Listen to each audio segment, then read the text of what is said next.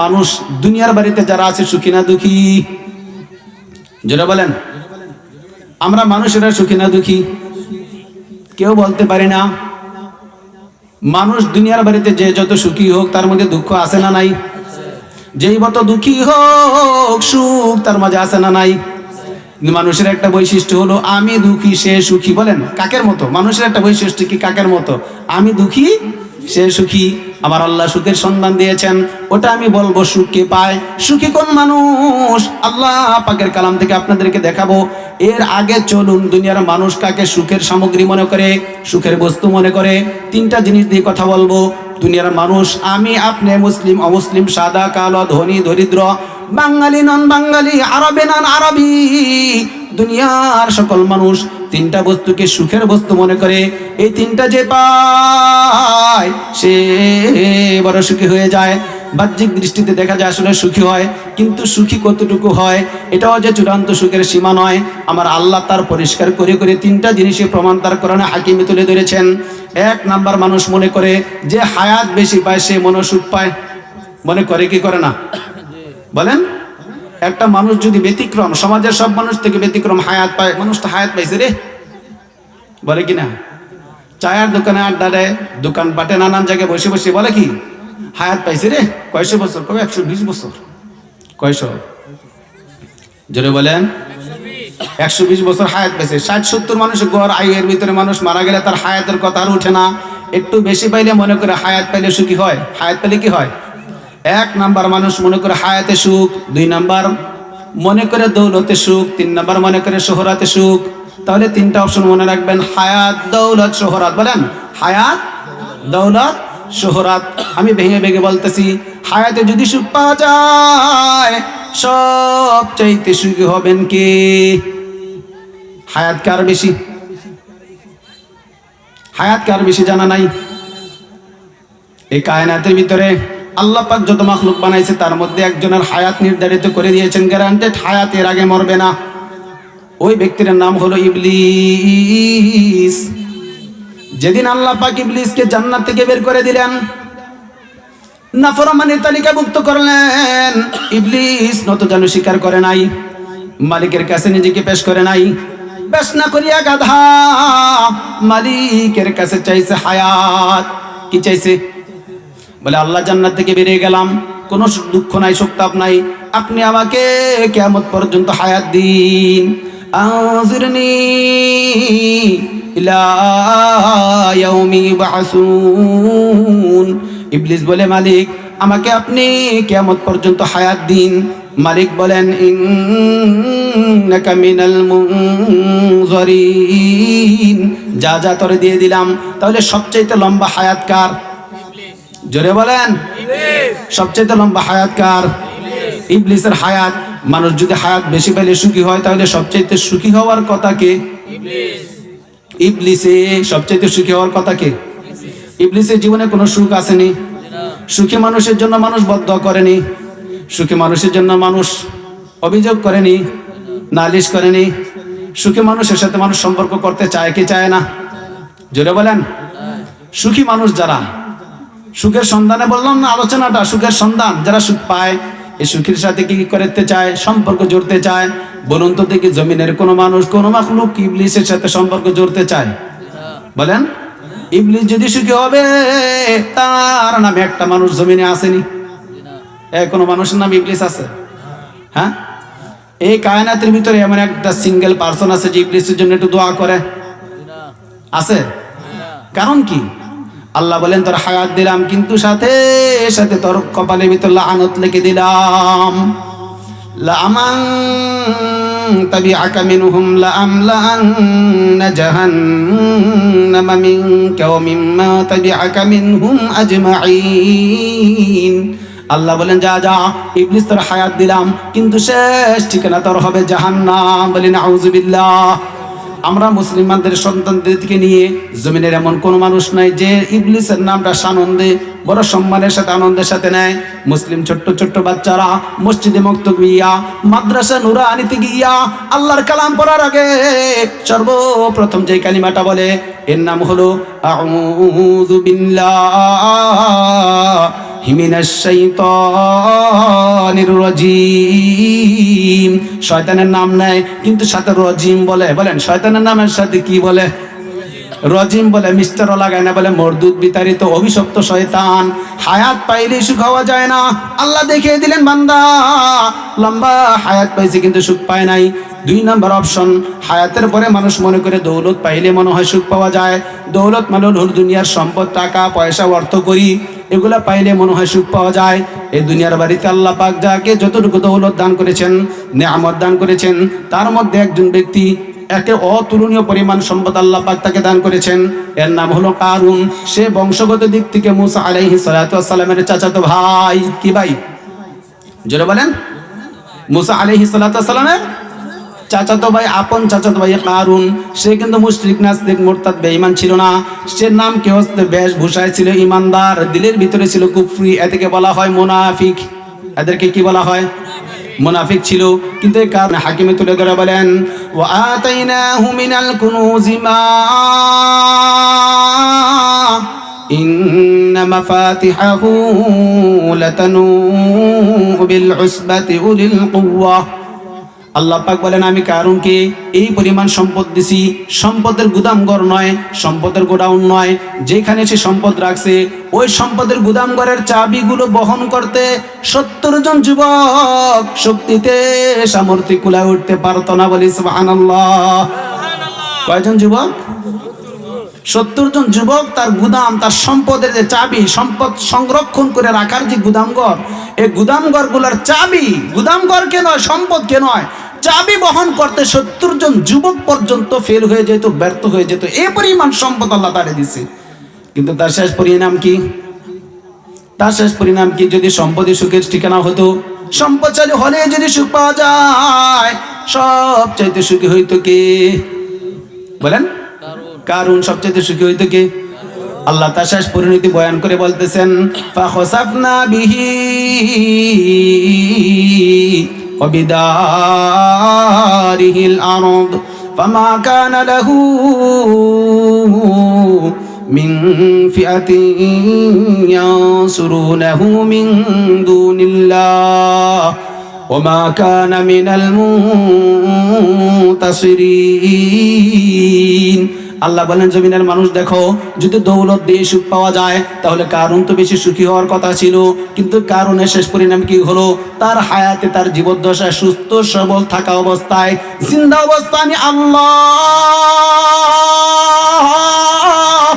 নাফরমানি করার কারণে, আমি আল্লাহর সাথে নাফরমানি করার কারণে, আমি আল্লাহর হুকুম না মানার কারণে, আমার নবী মুসা কালিমুল্লাহর সাথে বেয়াদবি অধ্যত্বপূর্ণ আচরণ করার কারণে আমি আল্লাহ কারুন এবং তার অঢেল পরিমাণ সম্পদকে জমিনের ভিতরে জিন্দা দাফন করে দিয়েছি। বলি নাউযুবিল্লাহ।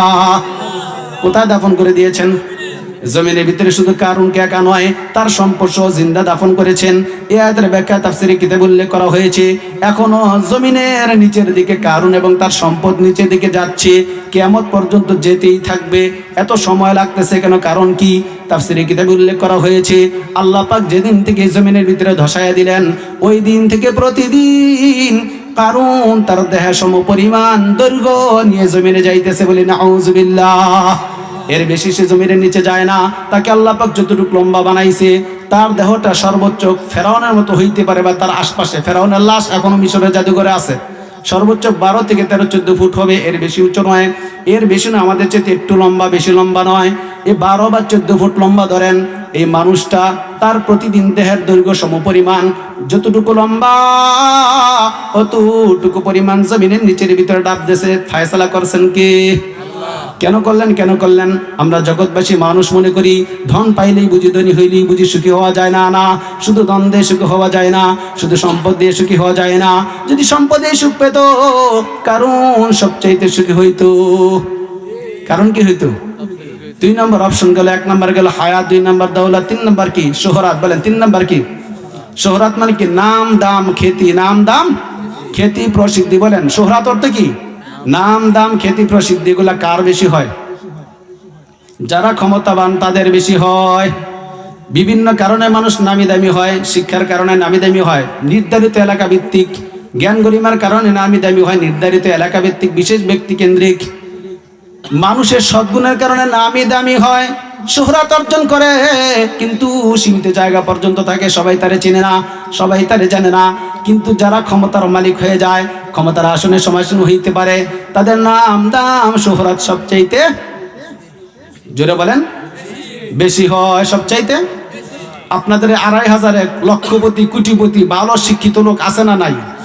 কিন্তু যেই লোকটা যেখানে আছে সেখানে মানুষ তারে চিনে, অন্য এলাকার মানুষ তারে চিনে। কিন্তু 2,500 এই পর্যন্ত দেশ স্বাধীনের পরে, আমি বাংলাদেশের প্রধানমন্ত্রী, পিএম, সিএম, এমপি, মন্ত্রী, মিনিস্টার বলছি না, আমার 2,500 কথাই বলি। এই 2,500 এলাকাতে যারা এ সময় পর্যন্ত রাষ্ট্র পরিচালনার ক্ষেত্রে এমপি হয়েছে, তারা বেশি নামি দামি না অন্য মানুষগুলো বেশি নামি দামি?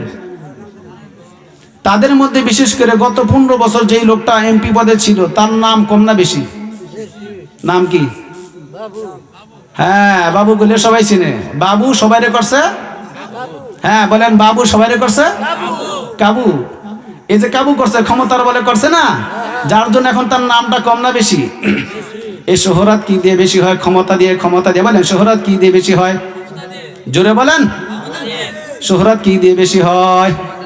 ক্ষমতা দিয়ে বেশি হয়। আল্লাহ এরকম একটা মিসাল তার কোরআনে তুলে ধরেছেন, ইন্না ফিরআউনা আলা ফিল আরদি ওয়া জাআলা আহলাহা শিয়াআন ইস্তাদঈফু তাইফাতাম মিনহুম ইযাববিহু আবনাআহুম ওয়া ইস্তাহয়ী নিসাআহুম ইন্নাহু কানা মিনাল মুফসিদিন। বলেন আউযু বিল্লাহ। আল্লাহ বলেন, ও বান্দারা শোনো, যদি শোহরাত এবং ক্ষমতা দিয়ে সুখ পাওয়া যাইতো, সবচাইতে সুখী হইতো মিশরে ফেরাউন। আমি আল্লাহ তারে এমন ক্ষমতা দিয়েছি, তার সামনে দাঁড়িয়ে কথা বলার কেউ লোক ছিল না। 400 বছর হায়াত দিলাম, প্রতিদ্বন্দ্বী ক্ষমতা দিলাম, এত সব পাওয়ার পরও সে সুখী হইতে পারে নাই। যদি সে সুখী হইতো, আজকে তার দেহটা এই মিশরের জাদুঘরে পড়ে থাকতো না, তারে দেখে মানুষ আল্লাহর কাছে অভিশাপ করতো না। যদি সে সুখী হইতো, জমিনে তার নামে বহুত মানুষও থাকতো। তার নামে মানুষ আসেনি? জোরে বলেন, তার নামে মানুষ আছে? একটা মানুষও তো তার বাচ্চার নাম ফেরাউন রাখে না। আমরা মুসলমানরা রাখবো না ইমানের খাতিরে, আল্লাহ রসুলের খাতিরে? যাদের ভিতরে ইমান নাই তারা তো রাখার কথা, তারা রাখেনি ফেরাউনের নাম। কারণ কে নামে কি নাই? জোরে বলেন, সুখ নাই, সুখ নাই, এই নামে কি নাই? জোরে বলেন, এই নামে কি নাই? আল্লাহ দেখালেন, বান্দা দেখ, যদি দৌলত দিয়া, হায়াত দিয়া, শোহরত দিয়া সুখ পাইতো, হায়াতের সুখের সুখী হইতো ইবলিস। যদি দৌলত দিয়া সুখী হতো, দৌলতের সুখে সুখী হইতো কারুন। যদি শোহরাত দিয়া সুখ পাওয়া যাইতো, এই শোহরাত দিয়া সুখ পাইতো বেশি ফেরাউন। তোমরা দুনিয়ার মানুষের মধ্যে নাম দেখবা, দাম দেখবা, শোহরাত দেখবা, নাম ছড়াবে, মানুষ জানবে, কিন্তু নামটা যদি আল্লাহর নাফরমানির সাথে ফাটে, এটা হবে আল্লাহর লাআনতের পরিচিতি হিসাবে। কেউ তার সম্মানের সাথে তার নেবে না। যেমন ফেরাউনের নাম কেউ নেয় না, কোনো মানুষ তার নামে সন্তানের নাম রাখে না। আল্লাহ পাক দেখাই দিলেন, যদি মানুষটার নাম দাম ইজ্জত শোহরত দুইটা গুণের সাথে হয়। এতক্ষণ পর্যন্ত যে আলোচনা করলাম সুখের সন্ধান দিতে গিয়ে, আমরা মনে করি এগুলো মনে হয় সুখ পাওয়া যায়, দৌলতে মনে হয় সুখ পাওয়া যায়, হায়াতে মনে হয় সুখ পাওয়া যায়, শোহরাতে মনে হয় সুখ পাওয়া যায়। সুখ পাওয়া যায় সাময়িকের জন্য, কিন্তু চিরতরে লাঞ্ছনা, আল্লাহর তরফ থেকে অভিশাপ হাসিল করতে হয়। বলে নাউযুবিল্লাহ। কিন্তু এগুলো অর্জন করার জন্য, সুখী হওয়ার জন্য বেশি নয়, বেশি নয়, কয়টা কোয়ালিটি? দুইটা। বলেন, বেশি নয়, বেশি নয়, কয়টা কোয়ালিটি? দুইটা কোয়ালিটি যদি আমরা হাসিল করতে পারি, আল্লাহ পাক তার কোরআনে কারিমে ওয়াদা করেছেন, ঘোষণা করেছেন, ওয়াল আসর, সময়ের কসম, যুগের কসম। আসর নামক শব্দটি আল্লাহ কসম কাটছেন এই জন্য, যারা যেই সময় যেই টাইমে পৃথিবীতে আসবে, তাদের লাইফ টাইম, তাদের চলমান জীবনের শপথ করে আল্লাহ বলতেছেন, বান্দারা শুন, ইন্নাল ইনসানা লাফি খুসর, দুনিয়ার সকল মানুষ হইল দুঃখী। দুঃখের সকল মানুষ কি? খুসরুন শব্দের অর্থ হলো ক্ষতিগ্রস্ত, ধ্বংস। তো ক্ষতিগ্রস্ত যে হয়, ধ্বংস যে হয়, সে সুখী না দুঃখী? আমি ভাব অর্থ বলছি, দুঃখী। ভাব অর্থ কি? দুঃখী। কে বলেন? আল্লাহ বলেন দুনিয়ার সকল মানুষ কি? জোরে বলেন, দুঃখী। আবার বলেন, আল্লাহ বলেন দুনিয়ার সকল মানুষ কি? ইন্নাল ইনসানা লাফি খুসর, দুনিয়ার সকল মানুষ হইল দুঃখী। এবার আল্লাহ বলতেছেন, ইল্লাল্লাযীনা আমানু বলি সুবহানাল্লাহ। ও বান্দারা শোন, সুখের সন্ধান তো খুঁজলি, সুখ তো পাওয়ার জন্য কাকের জীবন ইতিহাস শুনলি, সুখ তো পাওয়ার জন্য হায়াত দৌলত শোহরাতকে দেখলি, এগুলো তোরে সুখ দেয় না। সুখ দিবি কিসে? আমি আল্লাহ বলি শোন, ইল্লাল্লাযীনা আমানু, যারা ঈমান আনবা তারাই সুখ দুনিয়া আখিরাতে পাইবা বলি সুবহানাল্লাহ। যারা কি আনবে? কি আনবে? ঈমান আনবে। ঈমানের দাম আছে না নাই? ঈমানের কদর কম না বেশি? কেমন কদর কেমন দাম দেখুন। একবার মাত্র যারা আল্লাহকে রব হিসেবে স্বীকৃতি দিয়ে আসছে, এই জমিনে বনি আদম যতগুলা মানুষ, আমরা জমিনে মায়ের পেট থেকে আসি। নবী আরবি সাল্লাল্লাহু আলাইহি ওয়াসাল্লাম বলেন, একটা মায়ের সন্তান, একটা বাবার সন্তান যদি শিশু অবস্থায় নাবালেগ অবস্থায় জমিন থেকে চলে যায়, ওই সন্তানটা আল্লাহ পাকের জান্নাতের মেহমান হবে বলে সুবহানাল্লাহ। চাই সেটা মুসলিমের সন্তান হোক বা মুসলিমের সন্তান হোক, মুমিনের সন্তান হোক বা কাফির মুশরিকের সন্তান হোক। কারণ কি? এর কারণ হলো ইয়াউমে আলাস্তের অঙ্গীকার ঘোষণা। আল্লাহ পাক সকল বনি আদমকে জিজ্ঞেস করেছিলেন, আলাস্তু বিরাব্বিকুম, আমি কি তোমাদের রব নই? সেই দিন আমরা সকলে বলেছিলাম বালা। ওই যে রূহের জগতে একটা স্বীকৃতি দিয়ে আসলাম, হ্যাঁ আল্লাহ আপনি আমাদের রব। এর রুবুবিয়তের স্বীকৃতির কারণে ঈমানদারের খাতিরে ঈমানের খাতায় আল্লাহ আমার আপনার নাম উঠিয়েছেন। নাবালেগ অবস্থায় মানুষটা মারা গেলে ও কিন্তু দুনিয়া এসে কালিমা পড়ে নাই, কালিমা পড়ার সুযোগ পায় নাই। ইয়াউমে আলাস্তে আল্লাহ পাকের সামনে বলে আসছে, হ্যাঁ আল্লাহ আপনি আমার রব। এই ঈমানের এতটুকু স্বীকৃতি দেওয়ার কারণে আমার আল্লাহ বলতেছেন, বান্দা তোর জীবনে কখনো দুঃখ আসবে না। আমার আল্লাহ বলতেছেন, বান্দা তোর জীবনে কখনো অশান্তি আসবে না। ইয়াউমে আলাস্তে তুই মাত্র আমাকে রব হিসেবে স্বীকৃতি দেওয়ার কারণে আমি আল্লাহ তোকে চিরতরে জান্নাতি বানাই দিব বলি সুবহানাল্লাহ। 2 নাম্বার, ঈমান পাইয়া দুনিয়ার বাড়িতে বেশি আমল লাগবে না। ওয়া আমিলুস সালিহাত, যারা ঈমানের সাথে আমলে সালেহ করবে, যারা ঈমানের সাথে আমলে সালেহ করবে, কি পরিমাণ? নবীজি সাল্লাল্লাহু আলাইহি ওয়াসাল্লাম বলেন, আখলিস দীনাক ইয়াকফিকাল আমালুল কলিল। ও আল্লাহর বান্দা, তোমার ঈমানকে তুমি খাঁটি করো, তোমার ঈমানকে তুমি পিওর করো, ঈমানটাকে ভেজাল মুক্ত করো। ঈমানের সাথে নেফাকের কোনো ভাইরাস রাখো না, ঈমানের সাথে কোনো বেঈমানের ভাইরাস রাখো না, ঈমানের সাথে নাস্তিকতার ভাইরাস রাখো না। এরকম নির্ভেজাল, নিরেট, খাঁটি, ভেজাল মুক্ত খাঁটি ঈমান নিয়ে সামান্য একটু আমল করো, আল্লাহ পাক তোমাকে জান্নাতি বানায় দিবেন বলি সুবহানাল্লাহ। খাঁটি ঈমানে কতটুকু আমল? বলে খাঁটি ঈমানে কতটুকু আমল? অল্প আমল করো, ভরি ভরি আমল লাগবে না, তোমার ঠিকানা জান্নাত। তার বাস্তবিক প্রমাণ বুখারী শরীফের হাদিস। নবী আরবি সাল্লাল্লাহু আলাইহি ওয়াসাল্লাম একদিন সাহাবীদেরকে বলতেছেন, এই শোনো, তোমরা কি জান্নাতি মানুষ দেখতে চাও? সাহাবীরা বললেন, হ্যাঁ দেখতে চাই। নবীজি বললেন, এই যে লোকটা এখন মসজিদে ঢুকতেছে, একটা লোক, গ্রাম্য একজন লোক, খেটে খাওয়া মানুষ, দিন মজুর, হাল চাষ করে, কৃষক। নবীজি বলেন, এই যে কৃষকটা ঢুকতেছে মসজিদে, এই লোকটা হলো জান্নাতি। সুবহানাল্লাহ, জোরে বলেন। আবার ওই মুসল্লি, ওই কৃষক মুসল্লিটা মসজিদ থেকে বের হয়ে যাবার সময় মদিনা থেকে একটু দূরে বাড়ি, গ্রাম অঞ্চলে বাড়ি। নবীজি বলেন, এই তোমরা কি জান্নাতি মানুষ দেখতে চাও? ওই ব্যক্তির বেলায় সাহাবীরা বলেন, ইয়া রাসূলুল্লাহ অবশ্যই। নবীজি বললেন, এই লোকটার দিক তাকাও, এই লোকটা হলো জান্নাতি। সুবহানাল্লাহ। এখানে যাদের সামনে নবীজি তার তারিফ করলেন, এদের মধ্যে বহু সাহাবী এমন ছিলেন যারা রোজা রাখেন, সপ্তাহ 7 দিনের মধ্যে 4 দিন 5 দিন রোজা রাখেন, সারা রাতের মধ্যে মনে করে 1 থেকে 1.5 ঘন্টা ঘুমায়, বাকি সময় তাহাজ্জুদ নামাজ পড়ে, দিনে রাতে প্রতিদিন 1 খতম 1.5 খতম 2 খতম কোরআন তেলাওয়াত করে। এরা শুনে অবাক, কিরে আমরা নবীজির সাথে থাকি, এত আমল করি, এত কিছু করি, আমাদেরকে নবীজির নাম ধরে বললেন না। আর এই লোকটা গ্রামে থাকে, খেটে খাওয়া মানুষ, দিন মজুরি, আরে নবীজি জান্নাতি বলেন, কারণ কি? একটু দেখার দরকার। তার বাড়িতে গেছে দেখতে, তার বাড়িতে 3 দিন অবস্থান করলেন। 3 দিন অবস্থান করে দেখলেন, তিনি রাত্রে এশার নামাজের পরে আল্লাহুম্মা বিসমিকা আমুতু ওয়া আহইয়া, এই দোয়াটা পরে ডান কাঁধে ঘুমায়া যায়। আবার ফজর আজানের সময় বলে আলহামদুলিল্লাহিল্লাযী আহইয়ানা বা'দামা আমাতানা ওয়া ইলাইহিন নুশুর। 1 রাত গেল, ভাবতেছে মনে হয় কর্মক্লান্তির কারণে পারে নাই। 2য় রাত দেখলেন কিন্তু একই সিনারি, ভাবতেছে মনে আজকেও পারে নাই, কালকে তাহাজ্জুদ পড়বে। 3য় রাত কাটালেন, দেখলেন একই সিনারি। প্রতি রাতের বেলা এশার নামাজ পড়ে ঘুমায়, ফজরের সময় উঠে 5 ওয়াক্ত নামাজ জামাতের সাথে পড়ে, আর তেমন কোনো আমল সে চোখে দেখে নাই। এবার ওই সাহাবী কৌতূহলের ছলে জিজ্ঞেস করলেন, ভাই তুমি তোমার অবস্থান জানো না? নবীজি রাহমাতুল লিল আলামিন বলেছেন তুমি একজন জান্নাতি মানুষ, তোমাকে যাচাই করার জন্য তোমার বাড়ি আসলাম, তোমাকে ইন্টারভিউ নেওয়ার জন্য আসলাম। এসে তো তাখাসসুসান কিছু দেখলাম না, খুসুসাতান কোনো আমল দেখলাম না, সাধারণ দেখলাম 5 ওয়াক্ত নামাজ পড়ো, সারাদিন জমিতে খাটো, তোমার মধ্যে এমন কি বৈশিষ্ট্য আছে? ওই লোকটা বলে, ভাই আমি সাধারণ একজন মুমিন, আমার নবীজি বলেছেন ঈমান খাঁটি রাখতে। বলেন চলে বলেন, আমার নবীজি বলেন এটা মান খাঁটি রাখতে, আমার ঈমানটা খাঁটি, এই দিলের ভিতরে আল্লাহর ভয় আছে, রাসূলের মহব্বত আছে, মানুষকে কষ্ট দেই না, হারাম খাই না। বলেন 2 কাজ, মানুষকে কষ্ট দেই না, হারাম খাই না, খেটে খাই, 5 ওয়াক্ত নামাজ পড়ি, ফয়সালা তো আল্লাহর হাতে। যদি নবীজি বলে থাকেন আমি জানি না, আল্লাহ যদি দেয় তো আলহামদুলিল্লাহ। আমল কি এতগুলো করছে?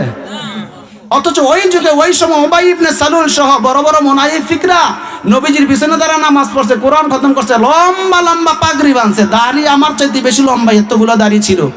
এদের বেলাও নবীজি বলেন এরা হলো জাহান্নামী। আল্লাহ বলেন কেরা কি? জাহান্নামী। নবীজির পিছনে নামাজ পড়ছে, আর ওই গ্রামীণ সাহাবীটা নবীজির পিছনে নামাজ পড়তে পারে না, গ্রামে নামাজ পড়ে, খেটে খায়, তারপরও সে জান্নাতি, কারণ তার ঈমান খাঁটি। তার কি? যার ঈমান খাঁটি হবে, সামান্য আমল হবে, ওই লোকটা দুনিয়ায় সুখী, আখিরাতেও কি? তাহলে সুখের সন্ধান কোথায়? ঈমান এবং, বলেন ঈমান এবং আমলে। যার ঈমান নাই, আমল নাই, তার জীবনে কি নাই? সুখ নাই। এটা দেখানোর জন্য সর্বশেষ কথা বলে দিই, আমাদের বাংলাদেশে আলেম ওলামা, মসজিদ মাদ্রাসার ইমাম মুয়াজ্জিন, মাদ্রাসার শিক্ষকদের বেতন বেশি না কম? আপনাদের অনেক মানুষ এমন আছেন যারা প্রত্যেক মাসে মিনিমাম, ছেলেরা বিদেশ থেকে আপনার বাড়ি থেকে কামা করেন 60 থেকে 70 হাজার টাকা, ঈদের সময় মার্কেট করতে লাগে 50,000 টাকা। কত লাগে? আপনার মসজিদের ইমাম সাহেব বেতন পায় তো এই বেড়া ঈদ করে না, বেড়া বুঝি সারাদিন কান্দে, হাসে না, মুখে হাসি আসে না। কেন আসে? আলহামদুলিল্লাহ, আল্লাহ তুমি যা মিলাইছো শুকরিয়া। এই খুশিটা কেন আসে? ঈমানের শক্তিতে আসে। কিসের কারণে? আপনার ঈমান খাঁটি করেন, আল্লাহ অল্পতে আপনাকে সুখী বানিয়ে দিবেন বলে আমিন। আল্লাহ যেন আমাদের সবাইকে দুনিয়ার ফিকিরে না পড়ে, দুনিয়ার ধান্দাতে না পড়ে, ঈমানকে সাচ্চা সলিড করে যেন নেকের পথে চলতে পারি। আল্লাহ যেন আমাদের সবাইকে তৌফিক নসিব করেন, আমিন।